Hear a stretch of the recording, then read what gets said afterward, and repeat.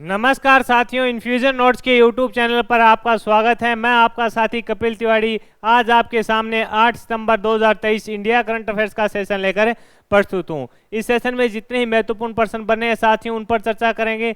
साथ ही जिन प्रश्नों में महत्वपूर्ण तथ्य हैं कि आपसे पूछे जा सकते हैं उस पर भी चर्चा करेंगे। मेरे द्वारा प्रयास रहेगा कि आपको कम समय में क्वालिटी वाला कंटेंट दिया जाए। मेरे द्वारा किया जा रहा यह प्रयास आपको पसंद आ रहा है तो इस सेशन को लाइक व शेयर जरूर कीजिएगा। इन्फ्यूजन नोट्स के यूट्यूब चैनल को लाइक व सब्सक्राइब कीजिएगा। शुरुआत करते हैं सबसे पहले क्वेश्चन से।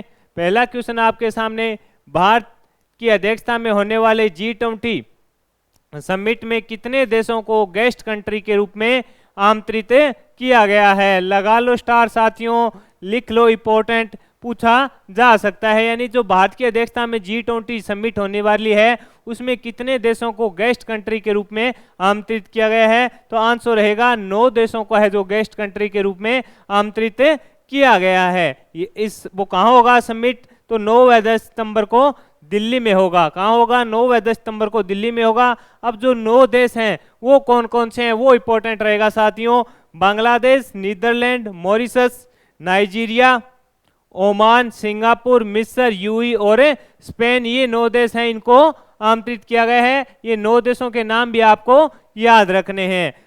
टोटल तो हो गए 9, और देश कौन कौन से हैं इनके नाम भी आपको याद रखना है। G20 समिट की जो 9 व 10 सितंबर को दिल्ली में होगी उसके लिए 9 देशों को आमंत्रित किया गया। Bangladesh, Netherlands, Mauritius, Nigeria, Oman, Singapore, मिस्र और यूएई और स्पेन को। इंपॉर्टेंट क्वेश्चन है साथियों। G20 से 1 या 2 क्वेश्चन आगामी प्रतियोगिता परीक्षा जिसमें इंडिया करंट अफेयर्स पूछा जाता है आपको देखने को मिलेंगे। आगे बढ़ते हैं, अगले क्वेश्चन पर बात करेंगे साथियों। आपसे पूछा गया कि हाल ही में 20वां आसियान भारत शिखर सम्मेलन कहाँ शुरू हुआ? तो जकार्ता, इंडोनेशिया में। 20वां आसियान भारत शिखर सम्मेलन कहाँ शुरू हुआ? जकार्ता, इंडोनेशिया में शुरू हुआ। इसके अलावा जो 18वां पूर्व एशियाई शिखर सम्मेलन है वो भी जकार्ता, इंडोनेशिया में हो रहा है। इसकी थीम क्या है अब की बार की जो आसियान शिखर सम्मेलन है? आसियान मामलों विकास का केंद्र, यानी जो आसियान मामले हैं वो उसमें विकास किस प्रकार हो इसकी ये थीम रहेगी। आपको ये याद रखना है साथियों, ये पूछा जा सकता है कि 20वां आसियान शिखर सम्मेलन कहाँ शुरू हुआ है? जकार्ता, इंडोनेशिया में हुआ है और इसके लिए पीएम मोदी वहां पहुंच भी गए हैं। आगे बढ़ेंगे, अगले क्वेश्चन पर अपने बात करेंगे। अगला क्वेश्चन है आपके सामने, भारत के प्रथम यूपीआई एटीएम को किस पेमेंट सर्विस के द्वारा लॉन्च किया गया? भारत के प्रथम यूपीआई एटीएम को किस पेमेंट सर्विस के द्वारा लॉन्च किया गया? Hitachi payment service. Hitachi payment service के द्वारा है जो इसको लॉन्च किया गया। इसको एनपीसीआई के सहयोग से, एनपीसीआई के सहयोग से है जो इसको लॉन्च किया गया है। इंपॉर्टेंट है, आपसे पूछा जा सकता है। आपसे पूछेगा कि प्रथम यूपीआई एटीएम को किस पेमेंट सर्विस के द्वारा लॉन्च किया गया? हिटाची पेमेंट सर्विसेज के द्वारा इसको लॉन्च किया गया। अगले क्वेश्चन पर बात करेंगे साथियों। हाल ही में मुख्यमंत्री संबल योजना किस राज्य में शुरू की गई? इंपॉर्टेंट क्वेश्चन है, पूछा जा सकता है। मुख्यमंत्री संबल योजना है जो किस राज्य में शुरू की गई? हिमाचल प्रदेश में है शुरू की गई है। वर्तमान मुख्यमंत्री हैं सुखविंदर सुक्खू जिन्होंने इस योजना को शुरू किया है। इस योजना में होगा क्या ये इंपॉर्टेंट है। इसमें जो दिव्यांग बच्चे हैं उनको मुख्य धारा से जोड़ा जाएगा, इन्हें भी आगे लाया जाए। इसके लिए यह योजना है जो कौन सी? मुख्यमंत्री संबल योजना शुरू की गई है। इंपॉर्टेंट है, आपसे पूछा जा सकता है। अगले क्वेश्चन पर बात करेंगे साथियों। अगला क्वेश्चन आपके सामने है, देश की प्रथम सोलर सिटी का उद्घाटन है जो कहाँ किया? इंपॉर्टेंट क्वेश्चन है साथियों, पूछा जा सकता है। इंपॉर्टेंट क्यों है? क्योंकि प्रथम आ गया, प्रथम आता है तो वहां से प्रश्न बनने की संभावना रहती है। आपसे पूछा गया है कि देश की प्रथम सोलर सिटी का उद्घाटन कहाँ किया गया? तो मध्य प्रदेश में किया गया, और मध्य प्रदेश में सांची शहर में है जो इसका उद्घाटन किसने किया? शिवराज सिंह चौहान जो वहां के मुख्यमंत्री हैं। किसने किया? शिवराज सिंह चौहान ने किया।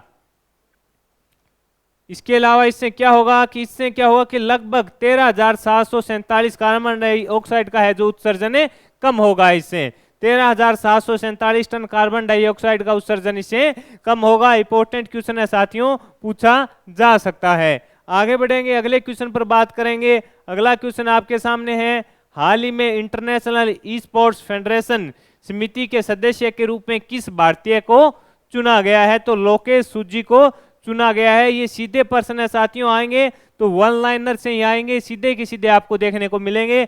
आपसे पूछा गया है कि इंटरनेशनल ई स्पोर्ट्स फेडरेशन समिति के सदस्य के रूप में किस भारतीय को चुना गया? आंसर होना चाहिए लोकेश सुजी को है जो चुना गया। इंटरनेशनल ई स्पोर्ट्स फेडरेशन की स्थापना 2008 में हुई थी। आपसे पूछा है कि इंटरनेशनल, पूछ भी ले, इंटरनेशनल ई स्पोर्ट्स फेडरेशन की स्थापना कब हुई? 2008 में हुई।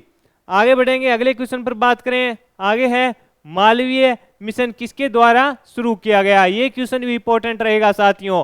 आपसे पूछा है मालवीय मिशन किसके द्वारा शुरू किया गया? तो धर्मेंद्र प्रधान के द्वारा है जो इसको शुरू किया गया है। ये वैसे सिस्टम यूजीसी का है साथियों, इसका शुभारंभ है जो धर्मेंद्र प्रधान के द्वारा किया गया है। यह शिक्षक प्रशिक्षण कार्यक्रम है, यानी इसमें क्या होगा? शिक्षकों को है जो प्रशिक्षण दिया जाएगा। कौन से में? मालवीय मिशन है। किसने शुरू किया? धर्मेंद्र प्रधान जी के द्वारा इसका शुभारंभ किया गया। ये यूजीसी का एक मिशन है जिसके अंदर है जो शिक्षक है उनको प्रशिक्षण दिया जाएगा।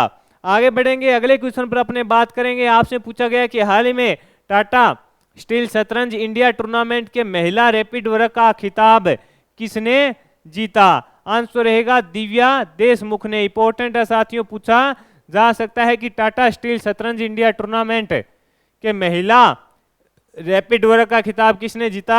आंसर रहेगा दिव्या देशमुख ने है जो जीता।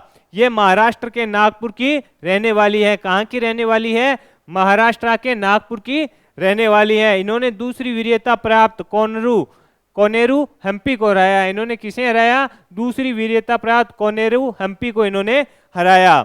अगले क्वेश्चन पर चर्चा करते हैं साथियों। अगला क्वेश्चन भी इंपॉर्टेंट रहेगा। एन वल्लारमथी का निधन हो गया, वो कौन थी? इंपॉर्टेंट है साथियों, पूछा जा सकता है। ये एक वैज्ञानिक थी। इन्होंने चंद्रयान 3 में भी अहम, जो चंद्रयान 3 मिशन था उसमें भी महत्वपूर्ण भूमिका निभाई थी, और इसरो के जो कई मिशन थे उसमें काउंटडाउन में अपनी आवाज दी, यानी जो होता है 3, 2, 1, उसमें इन्होंने अपनी कई मिशन थे जो इसरो की इसमें आवाज दी। तो इंपॉर्टेंट है, पूछा जा सकता है कि हाल ही में एन वल्लारमथी का निधन हो गया, ये कौन थी? अगले क्वेश्चन पर बढ़ते हैं साथियों। अगला क्वेश्चन है आपके सामने।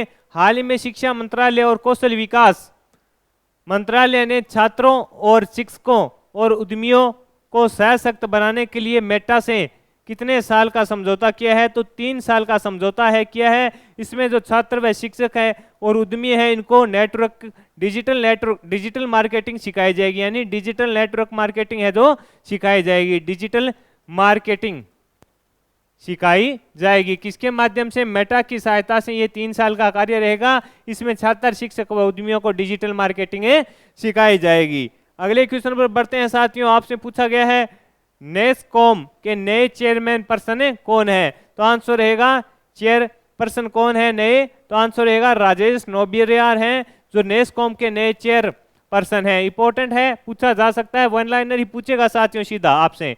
नेस्कॉम के नए चेयरपर्सन कौन बने हैं? आपका आंसर होना चाहिए राजेश नाबियार बने हैं। तो साथियों 8 सितंबर 2023 ये इंडिया करंट अफेयर्स का सेशन था। इसमें जितने महत्वपूर्ण पर्सन बने मैंने वो आपके साथ शेयर किए, साथ ही उनसे जुड़े हुए जो महत्वपूर्ण तथ्य हैं उनकी भी जानकारी मैंने आपके साथ शेयर की। मेरे द्वारा लिया गया सेशन आपको पसंद आया है तो इस सेशन को लाइक व शेयर जरूर कीजिएगा। इन्फ्यूजन नोट्स की यूट्यूब चैनल को लाइक व सब्सक्राइब कीजिएगा। धन्यवाद साथियों।